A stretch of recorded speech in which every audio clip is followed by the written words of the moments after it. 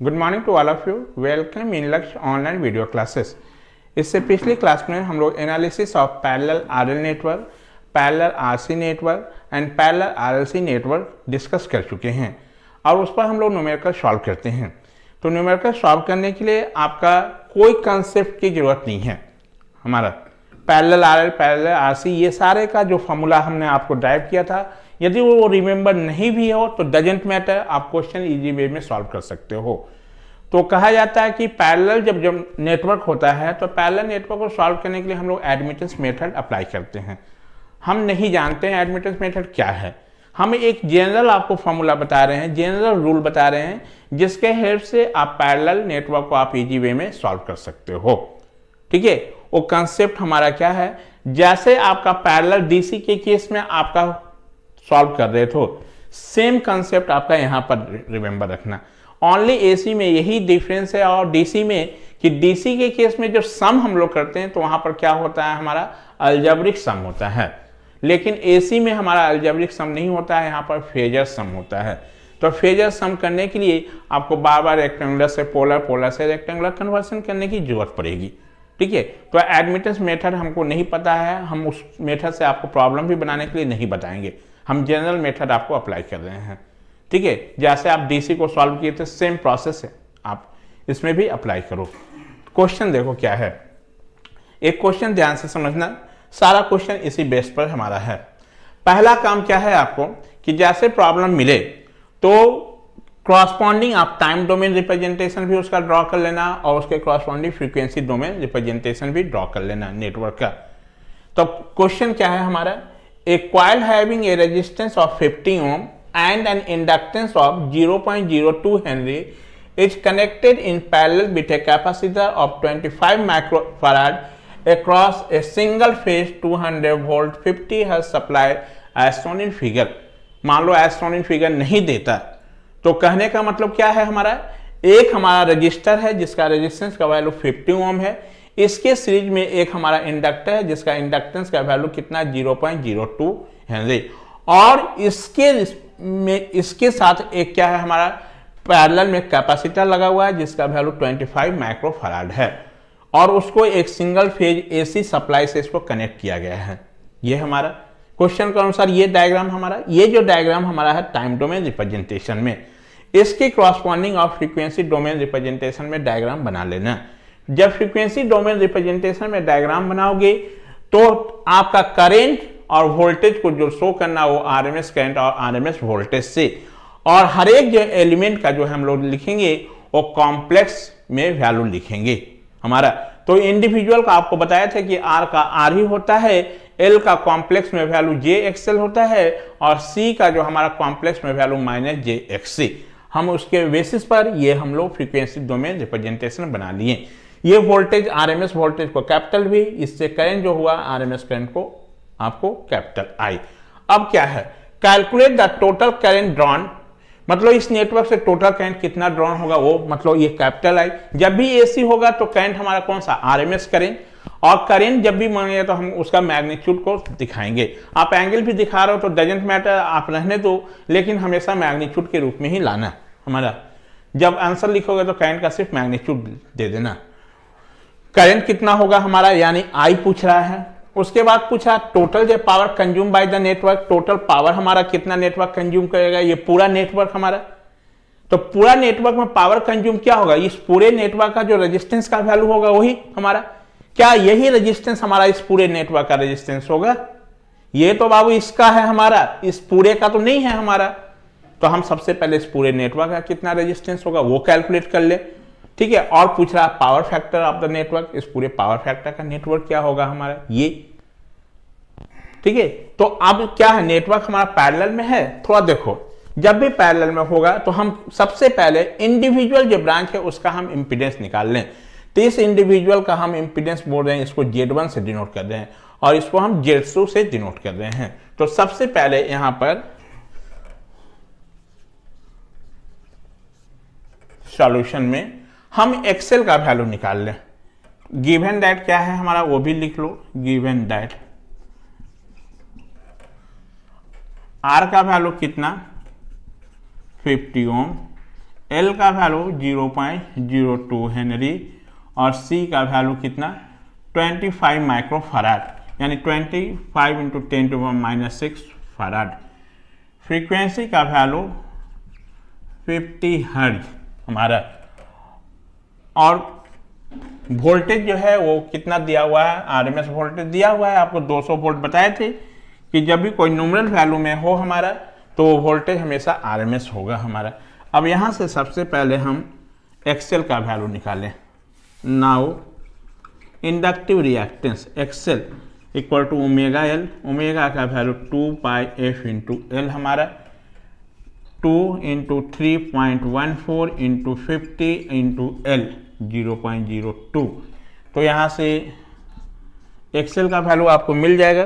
तो यहाँ से एक्सेल का जो वैल्यू आ जाता है आपको वो 6.28 ओम हमारा एक्सेल।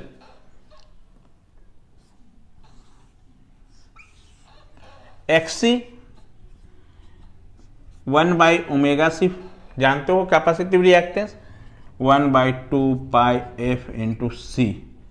इस वैल्यू को पुट कर लें तो 1 2 3.14 एफ सी का वैल्यू कितना है हमारा 25 इंटू 10⁻⁻6। ये आ जाता है आपका एक्सी का वैल्यू कैपेसिटिव रिएक्टेंस 127.32 ओम। ये ठीक है। नाउ अब हम लोग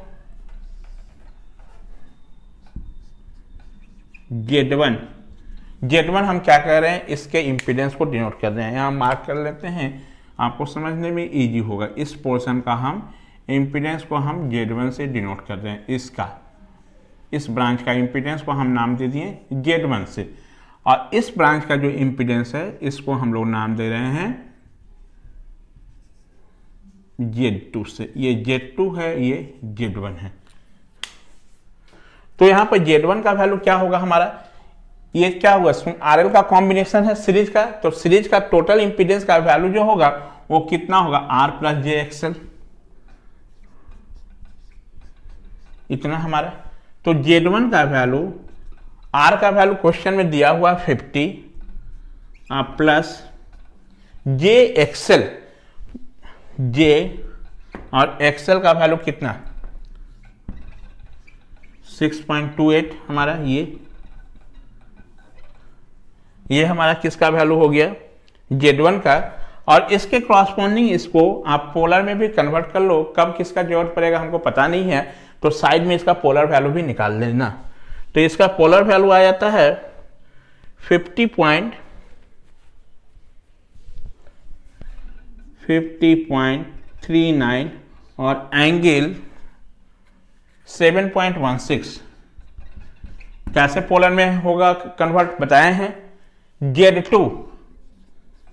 Z2 का वैल्यू क्या है हमारा माइनस JX, क्योंकि इसमें कोई रेजिस्टेंस है ही नहीं, तो R का वैल्यू 0, तो माइनस ऑफ JXC।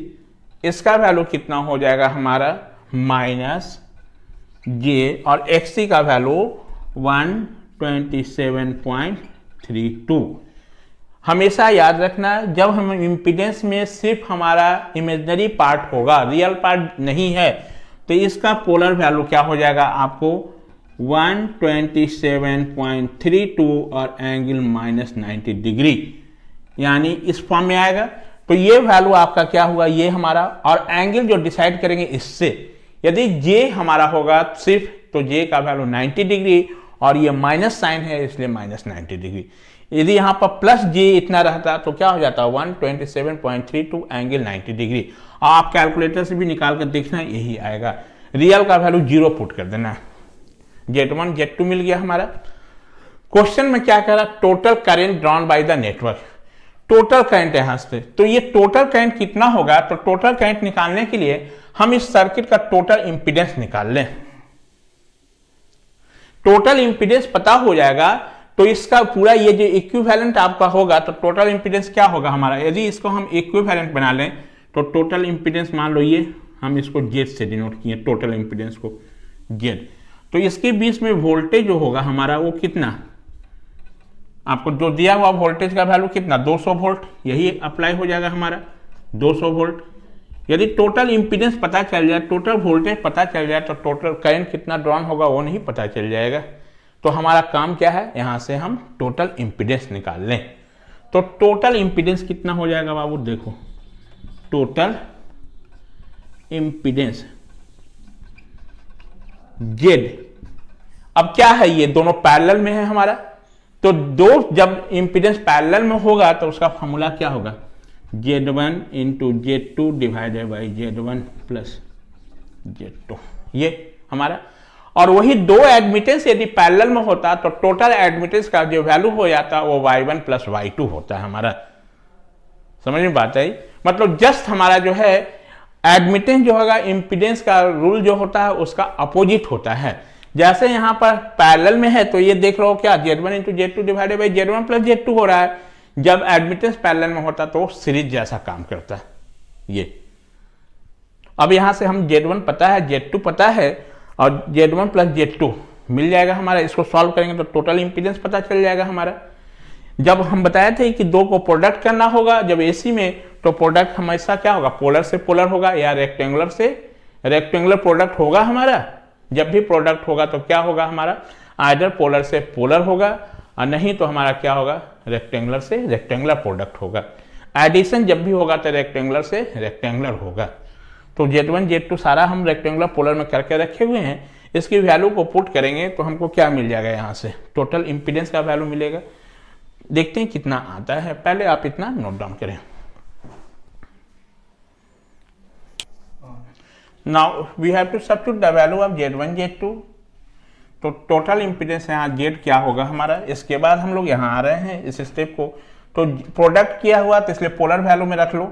तो 50 एंगल 39 7.16 इंटू 127.32 माइनस कितना 90 बाई Z1 प्लस Z2। जब जोड़ना होगा तो हम रेक्टेंगुलर से रेक्टेंगुलर में जोड़ेंगे। तो देखो रेक्टेंगुलर भी इसका वैल्यू पता है Z1 का, इसलिए यहां पर रेक्टेंगुलर वैल्यू पुट कर रहे हैं। 50 प्लस J 6.28 प्लस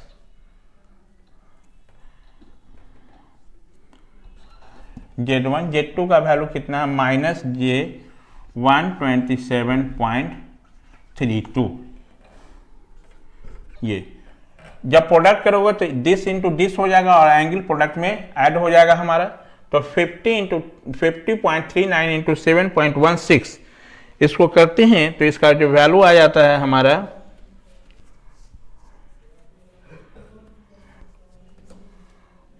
ओ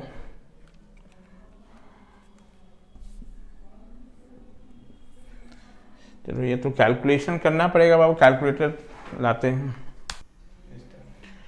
चले जेड का वैल्यू आपको इतना हमारा वहां से हम लोग पुट कर लिए, Z1 Z2 का वैल्यू इसमें, ठीक है। हम यहाँ कैलकुलेशन करके रख दिए हैं ताकि आपको समझाने में इजी हो, नहीं तो समय बहुत ज़्यादा लगता है। इसको इससे प्रोडक्ट किए 50.39 इंटू 127.32, इसका प्रोडक्ट आया 6415.6548। जब एंगल को आप यहाँ पर प्रोडक्ट में होगा तो ये क्या होगा, ऐड होगा। तो 7.16 माइनस 90 करोगे तो ये आ जाएगा एंगल आपका इतना डिग्री, माइनस 82.84। ये वैल्यू को हम लोग किए इसका कैलकुलेशन, तो ये क्या हो गया 50 और इसको इसके साथ ऐड कर दिए तो ये वैल्यू। अब देखो डिवीजन करना है, तो डिवीजन के लिए हम आपको बताया था कि डिवीजन हमेशा पोलर से पोलर में होगा। तो यहाँ पर ये पोलर तो है लेकिन ये क्या है, पोलर नहीं है, ये रेक्टेंगुलर है, इसलिए इसको हम पोलर में कन्वर्ट कर लिए। इसको पोलर में कन्वर्ट किए तो इसका वैल्यू इतना आया हमारा ये।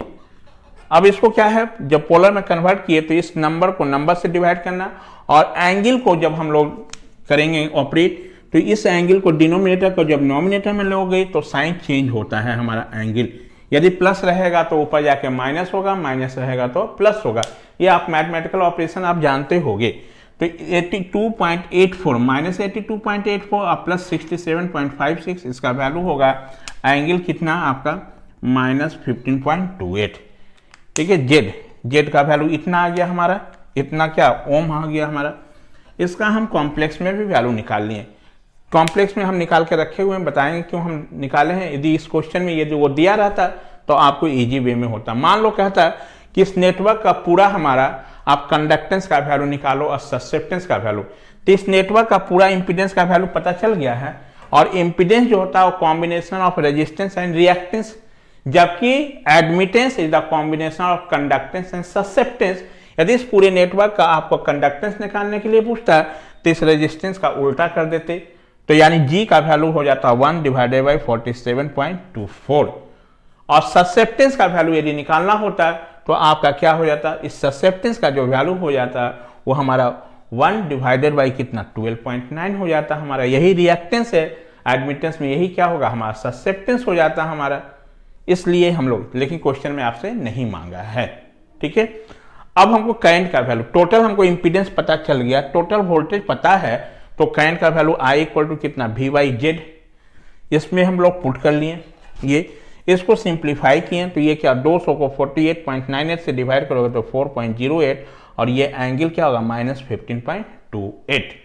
अब करंट है तो करंट का वैल्यू, ये जो हमारा मैग्नीट्यूड हो गया 4.08 एम्पियर, और ये नेचर बता रहा है कि आपका नेट जो करंट होगा वो नेट वोल्टेज से लैगिंग होगा या लीडिंग नेचर होगा।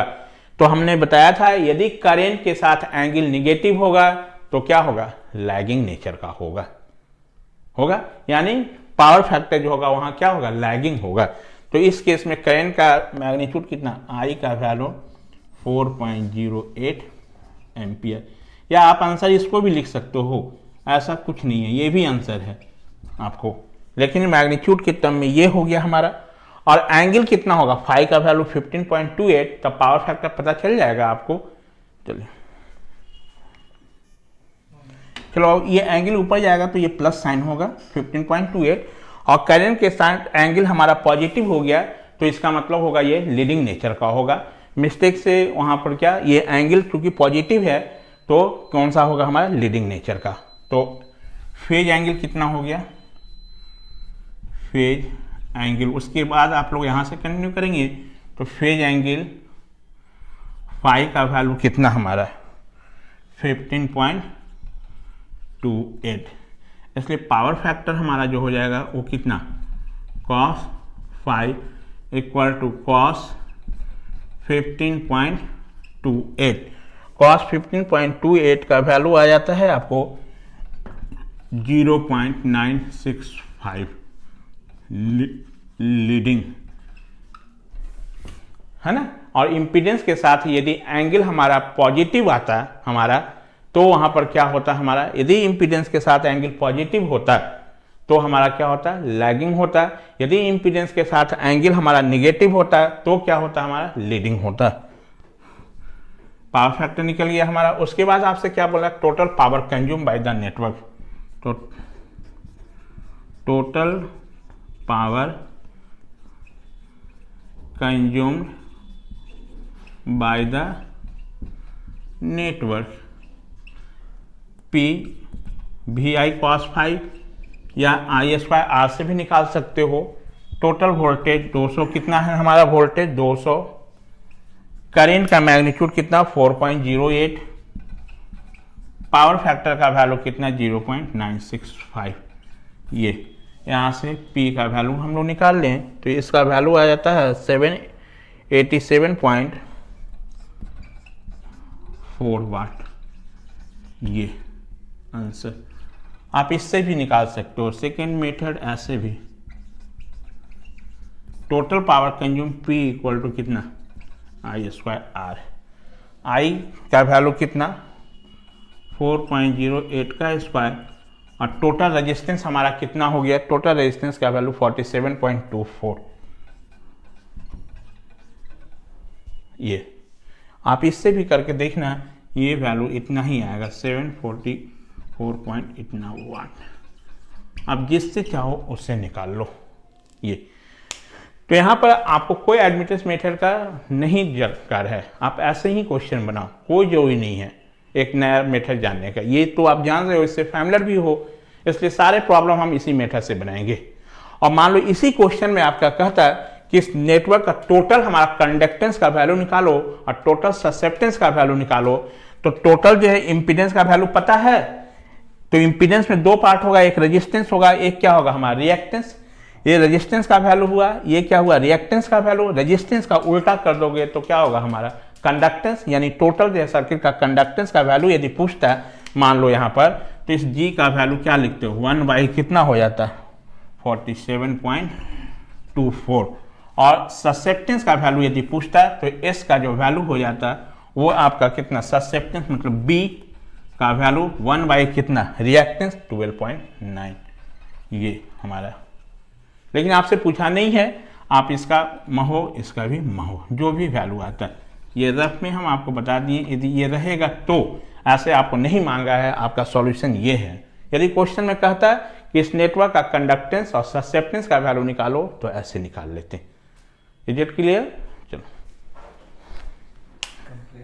चलिए नेक्स्ट क्वेश्चन हमारा इस प्रकार है, two coils A and B are connected in parallel to a 115 volt 50 Hz supply as shown in figure। इस लाइन का मीनिंग हुआ क्या कि दो ठो कॉइल है जो कि आपको पैरेलल में कनेक्टेड है, ठीक है। एक कॉइल को A बोल रहा है, दूसरे कॉइल को B के नाम से बोल रहा है। दो कॉइल हमारा क्या है पैरेलल में कनेक्टेड है हमारा, और पैरेलल में कनेक्ट हो कितना वोल्ट से सप्लाई से हमारा 115 वोल्ट 50 Hz सप्लाई से वो कनेक्टेड है as shown in figure. Figure भी दिया हुआ है, ये फिगर है हमारा। The total current drawn by the combination is 10 ampere at unity power factor।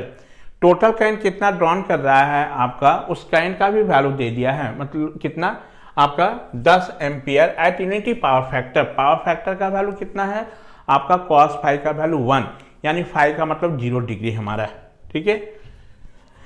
अब दोनों कॉइल का इंफॉर्मेशन दे रहा है। Circuit A consist of 10 ohm resistor and 200 microfarad capacitor connected in series. मतलब 50 ओम का रजिस्टर इसके साथ एक कैपेसिटर सीरीज में कनेक्टेड है, इसको वो कॉइल ए बोल रहा है, चाहे सर्किट ए बोल रहा है, ठीक है। सर्किट बी आपका क्या है हमारा, circuit B consist a resistor and inductor in series. Circuit B का मतलब यहां पर रजिस्टर का वैल्यू इसका नहीं दिया हुआ है आपका।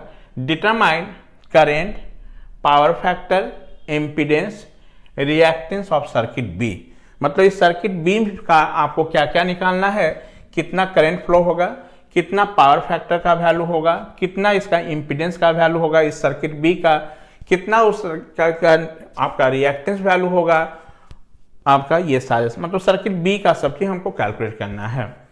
सबसे पहले इसके क्रॉसपॉन्डिंग हम फ्रीक्वेंसी डोमेन में इधर नेटवर्क ड्रॉ करके रखे हुए हैं, बना लिए, ठीक है।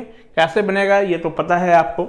अब यहां से ही सबसे पहले हम XC का वैल्यू निकाल लेते हैं कितना होगा।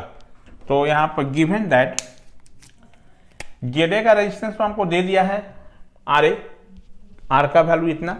इस रेजिस्टेंस को आप R' से डिनोट कर दो, अच्छा रहेगा, दोनों नहीं उसको हम R' से डिनोट कर दे रहे हैं। तो गिवन दैट R का वैल्यू कितना 50 ओम, करेंट का वैल्यू जो है वो 10 एंगल कितना 0 डिग्री हमारा, क्योंकि पावर फैक्टर का वैल्यू 0 है हमारा, तो एंगल इसके साथ जो बनाएगा आपको क्या होगा वो 0 डिग्री होगा हमारा। चाहे 10 ही एम्पियर आप लिखो 10 एम्पियर छोड़ो करेंट का वैल्यू। उसके बाद आपका क्या दिया हुआ कैपेसिटर का वैल्यू, C का वैल्यू कितना दिया है 200 माइक्रो फराड।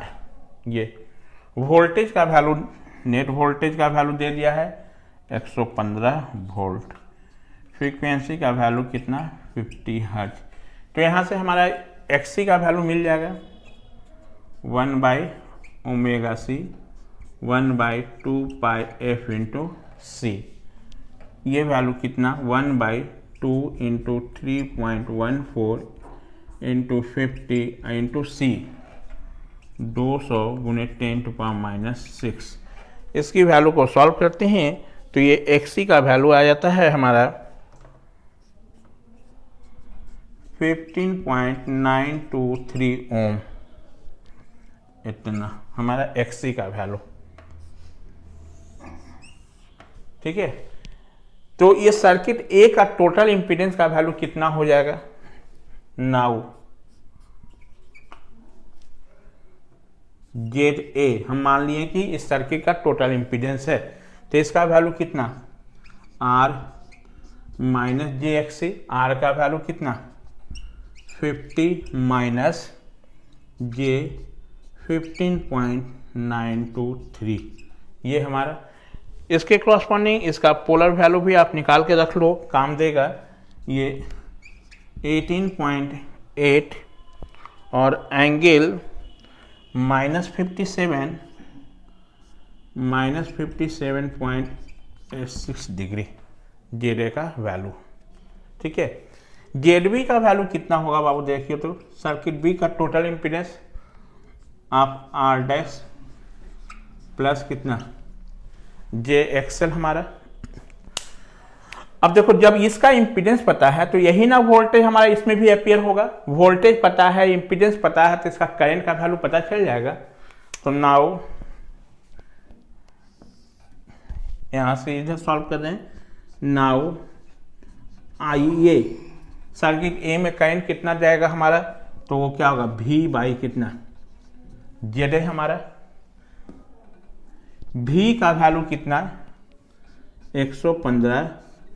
और जेड का वैल्यू कितना होगा हमारा? जेड जो होगा हमारा वो देखिए ये, तो क्योंकि इसको आपको डिवाइड करना है, जब भी डिवीजन होगा तो पोलर वैल्यू, तो पोलर में इसका वैल्यू कितना है हमारा? 18.8 और एंगल -57.86। तो यहाँ से IA का जो वैल्यू आ जाता है वो आपका 6.117 और एंगल 57.86। ये जब नॉमिनेटर में जाएगा तो साइन चेंज हो जाएगा हमारा, इतना एम्पियर। ये IA का टोटल सर्किट का करंट पता है हमारा। इस करंट में से इस करंट को माइनस कर लेंगे तो ये करंट नहीं मिल जाएगा हमारा IB का वैल्यू। चलिए इतना नोट डाउन करें।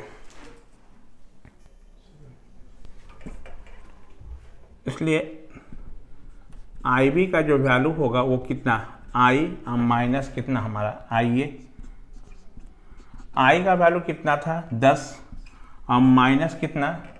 6.117 और एंगल कितना? 57.86। देखो ये सब्ट्रैक्शन करना है तो ये क्या होगा? इसमें से इसमें माइनस होगा नहीं, तो इसको क्या कर लें हम लोग? रेक्टेंगुलर में कन्वर्ट कर दें। तो 10 माइनस इसका रेक्टेंगुलर 6.117 का ये, और इसका रेक्टेंगुलर वैल्यू आता है 3.254 प्लस जे 5.179। अब ये कितना हो जाएगा IB का वैल्यू? यदि इससे हम लोग सॉल्व करें तो 10 में से 3.254 को माइनस कर लें तो ये आ जाएगा आपको कितना? 6.746 माइनस जे 5.179, यानी IB इक्वल टू, इसको पोलर में कन्वर्ट कर लो तो यहाँ से मैग्नीट्यूड और कितना एंगल से डिस्प्लेस होगा वो भी पता चल जाएगा। तो इसका वैल्यू आ जाता है 8.504 और एंगल -37.514। इतना आप इतना भी आंसर लिख सकते हो। करंट का वैल्यू इतना एम्पियर, इतना बिट यूनिट जरूर लिखना, इतना एम्पियर। यदि सिर्फ मैग्नीट्यूड की बात करोगे तो 8.504 एम्पियर। आपसे पूछा था कि करंट सर्किट बी में कितना होगा हमारा, ठीक है ये। उसके बाद पावर फैक्टर पूछ रहा है आपका सर्किट बी का, तो पावर फैक्टर तो आप इजी वे में निकाल सकते हो सर्किट बी का। यही एंगल होगा हमारा, तो पावर फैक्टर कितना हो जाएगा? cos 5 मीन्स cos 37.514, इसका वैल्यू आ जाता है कॉस 37 पॉइंट इतना 0.79। अब बताइए लैगिंग होगा कि लीडिंग होगा। करंट आपका क्या निगेटिव आया है यानी लैगिंग, ये भी आंसर हो गया हमारा। ठीक है, ये निकल गया, ये निकल गया। इम्पीडेंस पूछ रहा है कि इसका कितना होगा हमारा। ठीक है, तो इसका इम्पीडेंस कैसे निकालोगे? तो देखो यहाँ पर हम लोग इसका करंट निकाल चुके हैं, कितना है हमारा, इसमें कितना आईबी का वैल्यू है, यही वोल्टेज इसके क्रॉस भी होगा। तो करंट पता है, वोल्टेज पता है, तो वोल्टेज और करंट का जो रेशियो होता है वही इम्पीडेंस होता है। Now ZB is equal to कितना, V बाई कितना IB। V का वैल्यू कितना 115 और IB का वैल्यू कितना 8.504 और एंगल कितना -37.514। ZB का वैल्यू कितना हो जाएगा 115 डिवाइडेड बाई 8.504 करने पर इसका वैल्यू आ जाता है आपको IB का वैल्यू 115 इतना, ये वैल्यू आ जाता है 13.523 और एंगल 37.514। एंगल ऊपर जाएगा तो प्लस होगा हमारा, ये एंगल ये हमारा। अब इसको हम लोग किसमें रेक्टेंगुलर में कन्वर्ट कर दें तो आपका पता चल जाएगा उसमें कितना रेजिस्टेंस होगा, कितना रिएक्टेंस भी होगा, क्योंकि आपसे रिएक्टेंस भी पूछा है। और इम्पीडेंस का यदि मैग्नीट्यूड बात करें तो 13.523 इम्पीडेंस का मैग्नीट्यूड होगा हमारा कितना 13.523 ओम।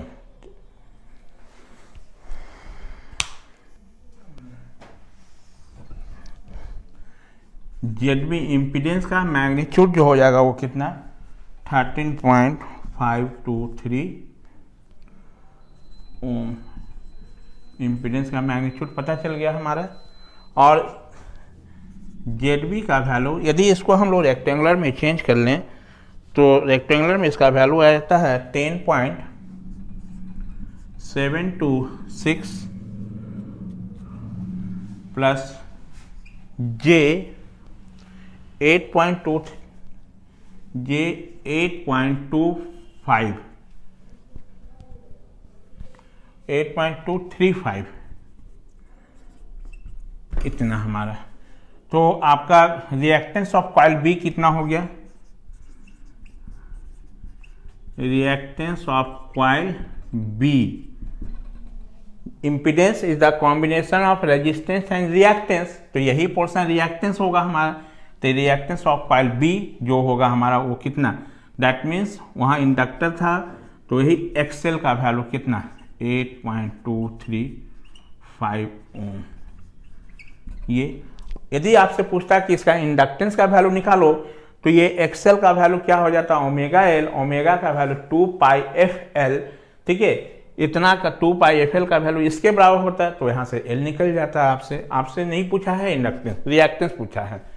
इम्पीडेंस निकल ही गया, पावर फैक्टर निकल ही गया, ये भी निकल गया, रिएक्टेंस निकल गया। टोटल हमारा सॉल्यूशन हो गया हमारा।